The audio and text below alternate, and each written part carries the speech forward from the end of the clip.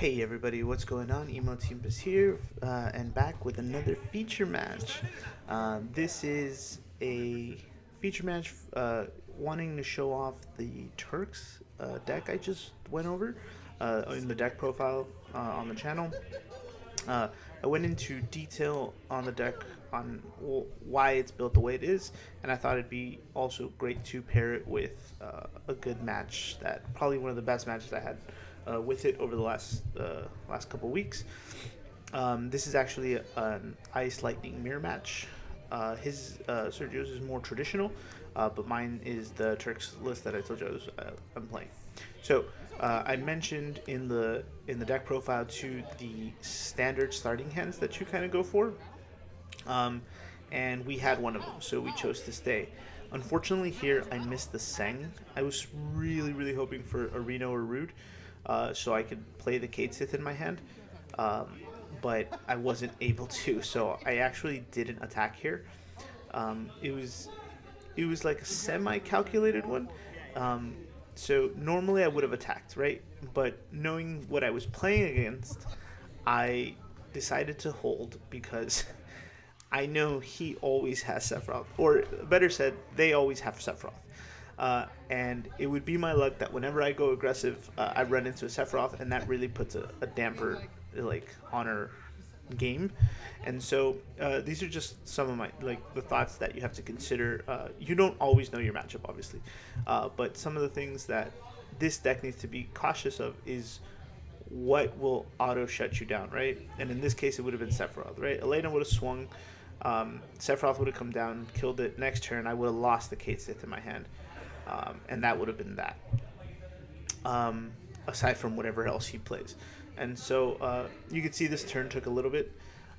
He had to, I set up a very dangerous board.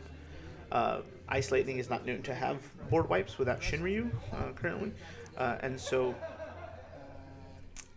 it really is something to consider. So like when you're facing down 3 forward to turn 1, there's going to be a lot of Dolan Freeze and discard that's required for them to keep going. I did draw the Juggler, which I hate that I had to pitch really because Juggler would have been the other optimal piece to ensure that I'm getting game 1 within a few turns. And of course, to my surprise, or not to my surprise, I'd better say, is that he had the Sephiroth in hand. And now we're feel a lot safer going in with the 3 points of damage. But yeah, so as you continue to watch, there is 2 matches on this, and I think on this video, both of these matches will showcase. Each match will showcase what I think are good hands starting off with. This one is an aggressive turn, and match 2 will be what a standard game looks like when you're kind of playing into the mid range. And so I think it's a great showcase. Shout outs to TCG Tacos, of course, for letting me nab this footage from his recordings. He grabbed it, and I was able to.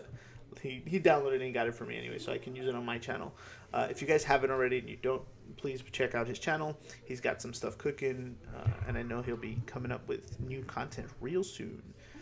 But anyway, back to the match. These turns take a little bit, so again, you're facing 3 forwards in a deck with, needs that sometimes needs a turn, at least a turn or two to set up. I did not give him that luxury to set up this time. Going back to what I was saying, the Kate Sith is important for those reveals. In any other matchup, you're kind of scouting for missed dragons or board clears. Depending on what you see, obviously, you kind of decide to either hold your hand or start playing and continue to top deck. In this case, we saw the biggest threat, which was the Sephiroth. And I would have liked to, again, have just the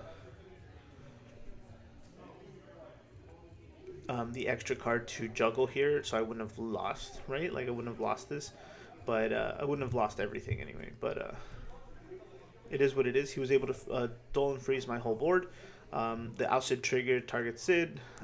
Ousted triggers again when Whis enters, targets Sang, and the discard made me Dolan Freeze Elena. We did top deck a Reno, which puts us in a really good position for the next turn. He will swing, bring out the Rude. Rude will trigger, and then Alcid will also trigger twice. So he can't attack here either, even if he had like ways of putting on like some pressure by continuing to freeze our guys. So something very important that I don't know if it'll come up here because I'm, talking as I'm watching, is that when you have the Rude and Reno situation, you usually want to leave the Rude up. The Rude is stronger in general, so he's a natural AK, but we don't care that he dies.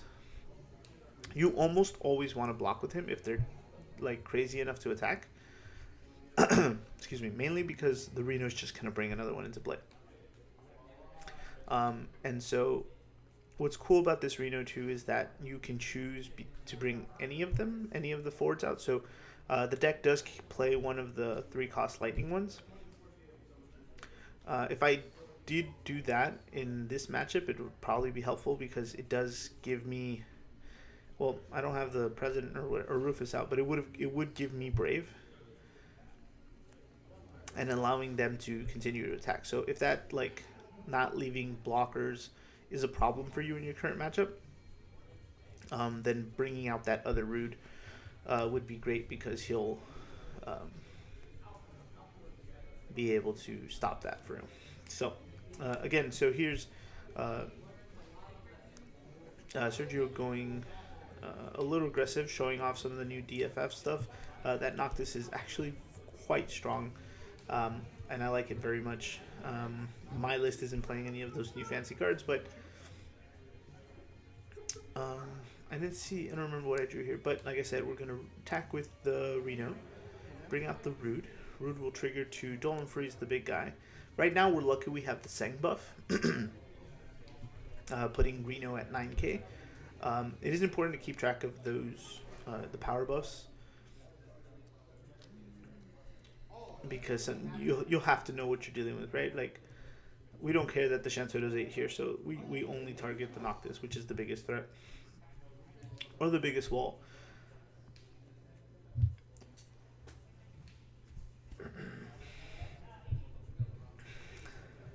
I think I don't know what I saw here. I think it's a Rude, right? I think I have to make a decision here whether to use the CP to play something. It's a Seng and a Rude, right? Yeah. So I'm gonna have to get he will get the discard on me most likely. I just have to choose here whether it's important to try to catch something off guard here. But I think ultimately the play was to break the Wheeze is what I want to say I end up doing here. Yeah, again, sometimes you have to be sure you know what you're killing when you have it. Again, this matchup's a little difficult because of the amount of Dolan Freeze we're like sending back and forth, plus his discard. In other matchups, you can hold that.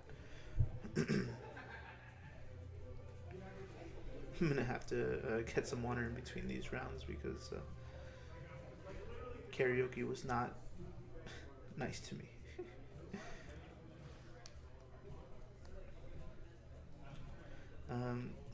While we wait for these turns, what do you guys think the board state? Who's actually winning here? Do you guys see the kind of pressure that the deck has been going on? Make sure to leave it in the comments. Let me know if this is the kind of content you like. As always, don't forget to like and subscribe if you're not already. It helps the channel a lot. Now back to the game. Our biggest threat right now is the Alcid. Again, the Whis was also the biggest problem, right? Assuming he had another way to discard, which I believe he does in his hand, but what does he play here? I think he has the Sarah in his hand, Vincent, Estinian, and yeah, there it is. Yeah, he's also playing like a weird variant with playing the new the Scion package in Ice Lightning, which honestly, he's actually quite strong and interesting. Here he has to target the Seng because he won't be able to kill anyone else. Luckily for me, though, see, right here, another reason why getting rid of the Whis was such a big deal is because it doesn't benefit him as much anymore to discard. So he went for another play to save hand size, allowing us to keep the Seng in our hand, which again is very important. He'll also dull here, give us damage. Cal will say goodbye to Calabrina. And I forget if he attacks with Toto here to leave some blockers. I have 3 forwards, so I do threaten lethal if I am able to remove, the Y'shtola and stuff. So leaving the Shantoto is the better play here.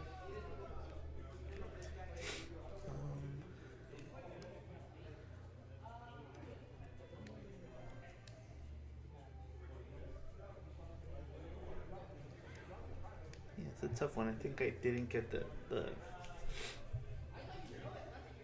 lightning here to play this thing, so I have to choose here between a couple, between the Mateus or the Numu. Mateus will only keep Alcid and Noctis down, which is good, but we do have problems with everything else.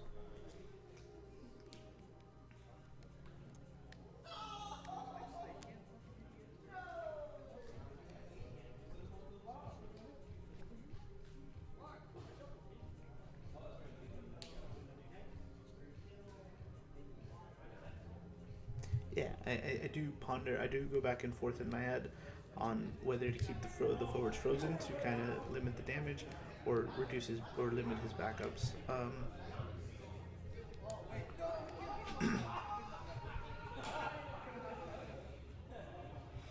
And of course, on a moment when we're kind of checking for game here, we have the classic EX burst.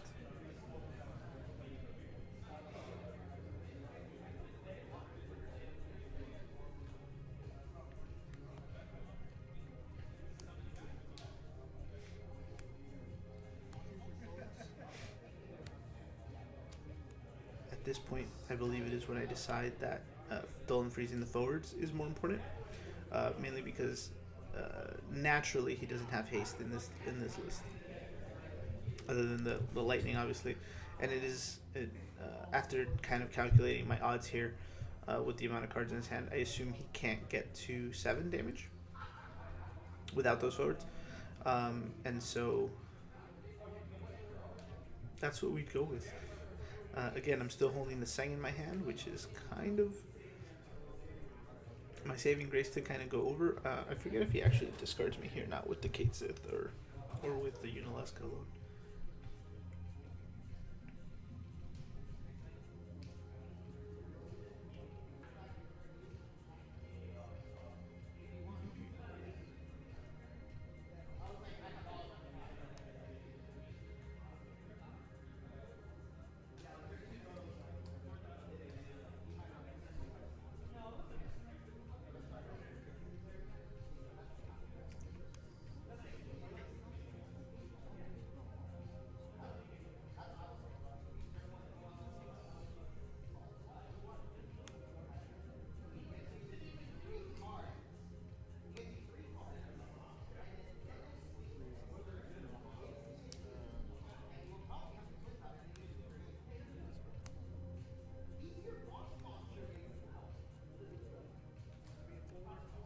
So he plays the Vincent to trigger the Alcid, freeze the Rude. He does do the Unalesca, getting rid of the Kate Sith.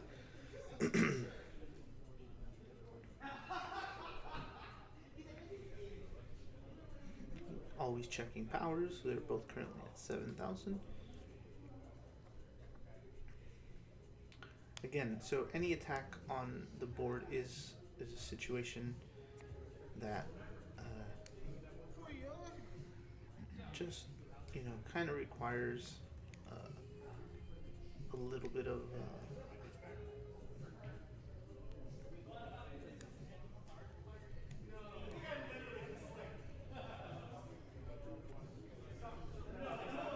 confirmation. confusion, right? You never want to go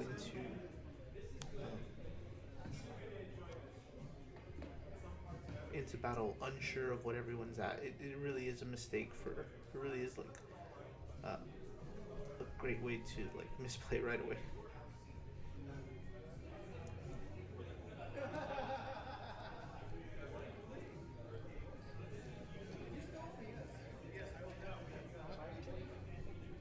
Now this is a very, very strong board we're running into here. Naturally, a Stinian here is just going to get 2 free damage, and then I have to choose which ones live or die. Losing the Rufus there is a big deal.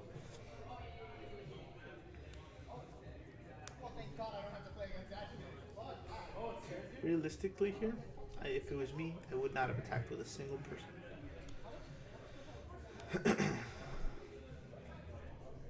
But naturally, he wants to go for lethal here.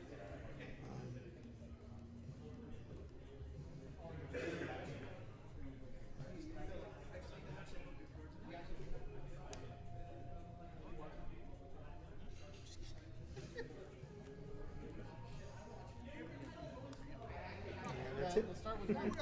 We lose the first game. Yeah, there was nothing we could do there. We were top decking and stuff, but we just got outbodied there. And that is one of the problems sometimes when you have enough pushback and your opponent overfloods you is one of the weaknesses to this deck. We did have that great start, but again, missing that one Sang was actually kind of crucial. If we were able to get that Sephiroth first, we would have been able to put a little more damage on board a little earlier on. So, but yeah, moving on to the next game. Alright, and now we're getting into game 2. We just mulliganed, and we didn't really like that hand. I think this time I purposely didn't want to go for the aggressive start, just because I kind of wanted to show you guys what it was like. I don't remember, honestly, if I had it or not. But this time I kind of want to show you some of the important lines that are going with like the setup. We immediately turned one setup 2 colors. We have the Sang and the Al Cid in there, so we can still do a little bit of both. The mid-range kind of play out is better when you have the 2 backups. Remember, the Cisne is a great facilitator for to kind of like let things die or like slow things down for my opponent, so we can continue to press forward. We drew Sephiroth and a Mateus, which is both good and bad. But like I've mentioned before, or I think like I said in the deck profile, we don't want to drive the Mateus early. It's not the best. And see, we got the Reno this time, which is nice.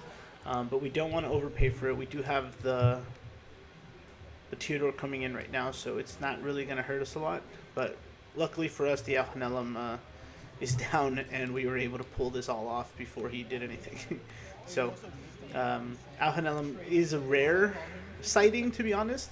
It's still a great card. I still think if people like, it doesn't get played enough, maybe because sometimes it just sits there in most matches, but that's just the nature of the game, I think. But anyway, as you can see here, though, we're in a fantastic spot. I do like that this is kind of what your turn should look like. When you're trying to take like the medium route, like the mid-range route. We're still, able to set up backups. We still have a lot of potential here, and we also still threaten lethal in 2 turns. So next turn will be 3 forwards with a Dolan freeze, and then but he didn't play a forward, and then the following turn after that will be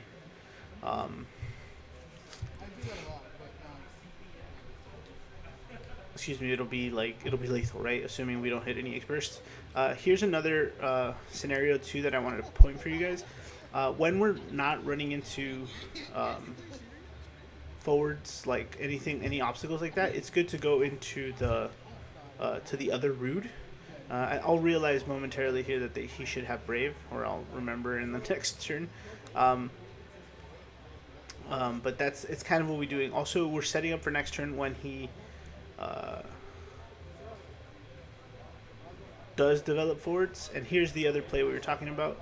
We used the Cisne to Dolan freeze the Theodore on entry before we discarded. and then we play the Sephiroth out of hand to trigger it. Now he's really facing a very dangerous board. Um, the Rude will trigger next turn as well, and Sephiroth will break a 2-drops or make him discard.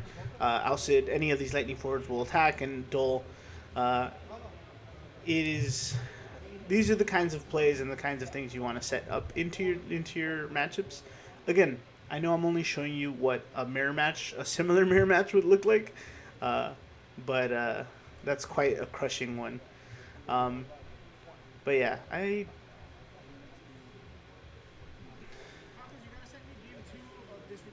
But yeah, those this is the way the games. Actually, I think there's 3 games in this one. Actually, I forgot. All right, we're going on to game 3.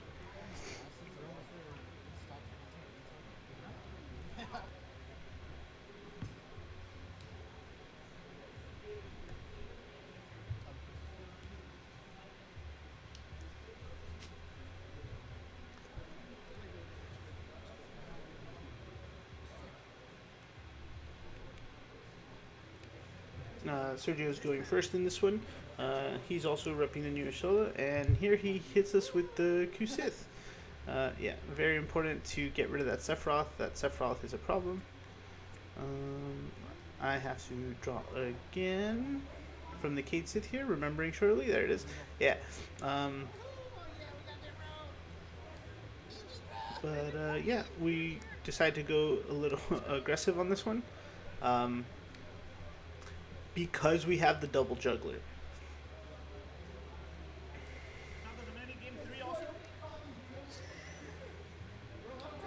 The double juggler is actually one of my favorite things to do, like early on. Or holding on to jugglers is one of my favorite things to do. So it's kind of, he knows I have him too, which is not a surprise anymore. But it is still very like problematic for him.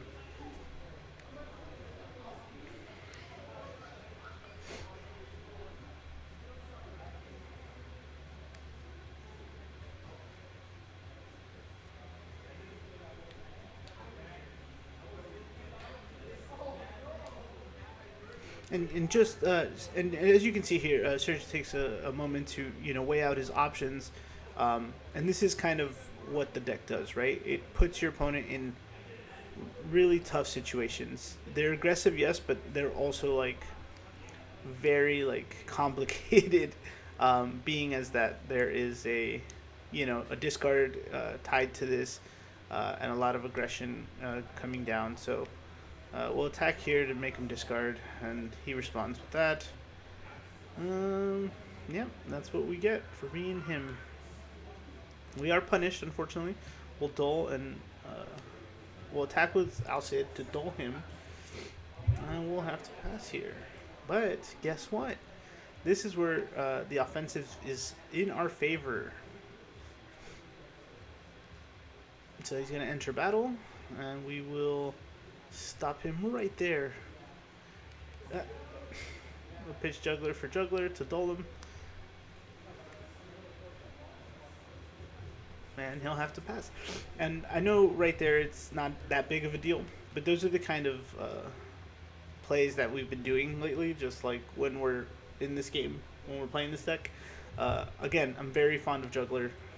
I've become more fond of him. And sure enough, we hit another Sephiroth, and we're able to play him. Fortunately, here we have to get rid of our second Rufus, which I don't want to do. But I think ultimately it is the play. Rufus and Elena to break.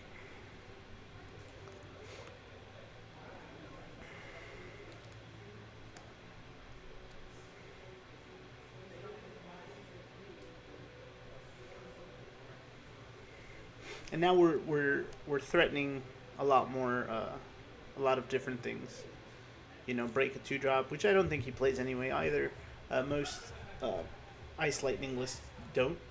But the discard is obviously very toxic and problematic, which is why we like the Rufus Sephiroth combo in any Ice Lightning build. Unfortunately, those are the cards that make this deck a little expensive. I believe the Sephiroth more than the Rufus, but still.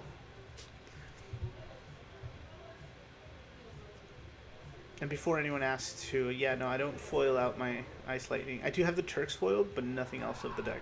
I might pick up Jugglers because they're relatively cheap. But it's not a priority for me at the moment, so.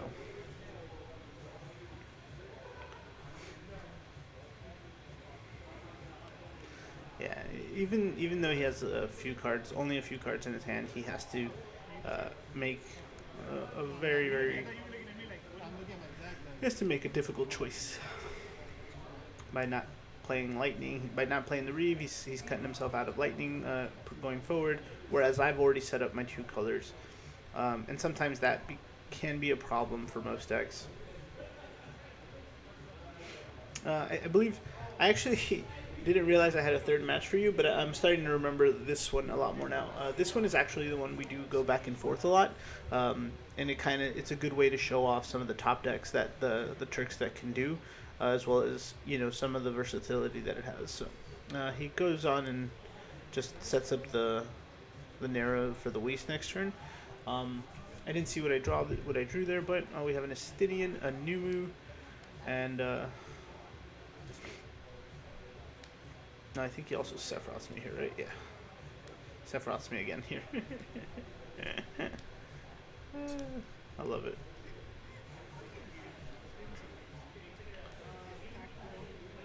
We got rid of a Theodore.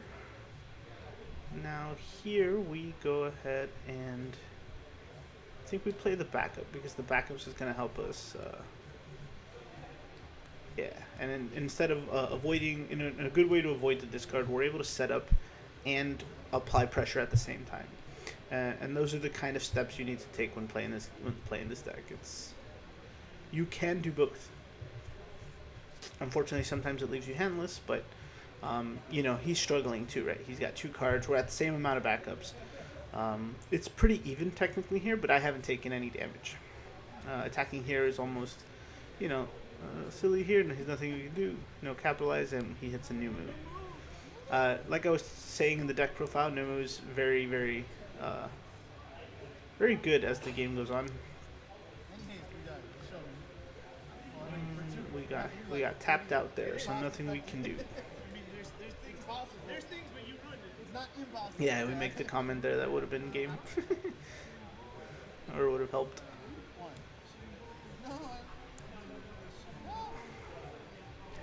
And we can't do it there.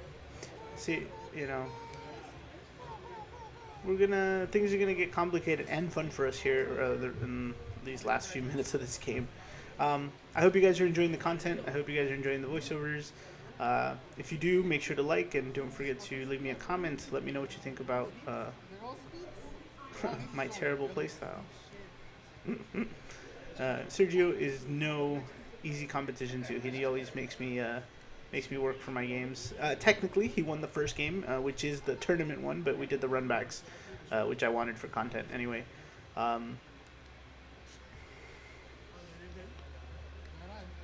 So shout outs to Sergio Bravo himself for taking the time to throw down with me.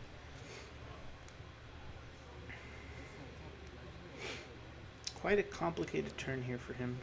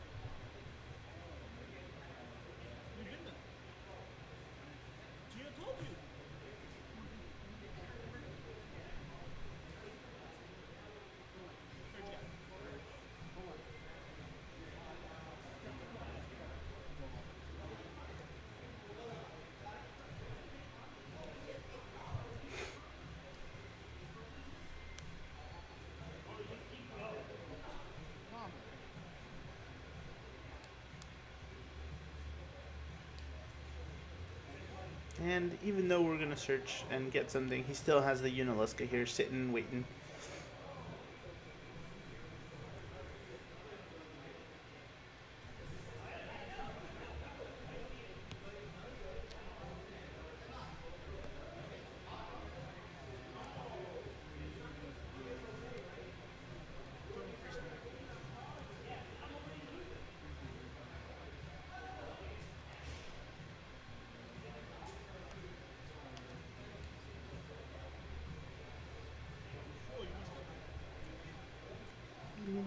And it does look very bad for us here.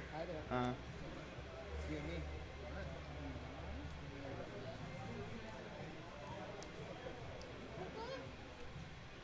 hey, and that's us getting our participation promo from our local game shop. We're picking up lightnings this week.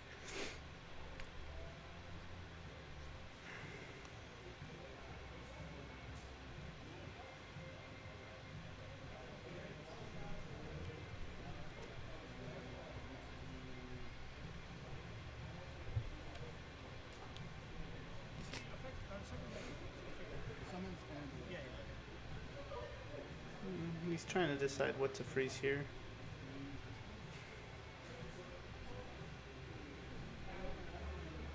And Xenos. Unfortunately, we don't see Xenos this game. Xenos would have been able to nicely check this Vincent.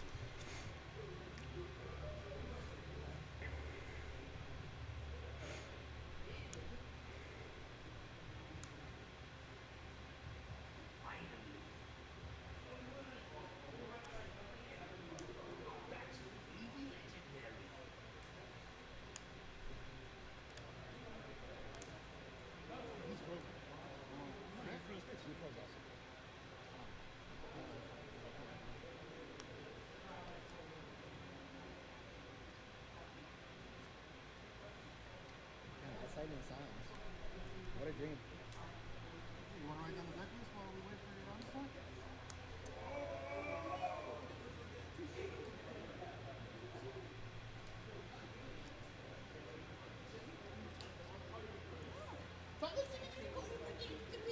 Yep, and once again, the little potential over up forwards gets the best of me there. But yeah, anyway, guys, those are the matches. Hope you enjoyed it. Thanks for watching. Check out the deck profile if you caught this before the other one. If not, come. Hope it helps when you play it. And good luck out there.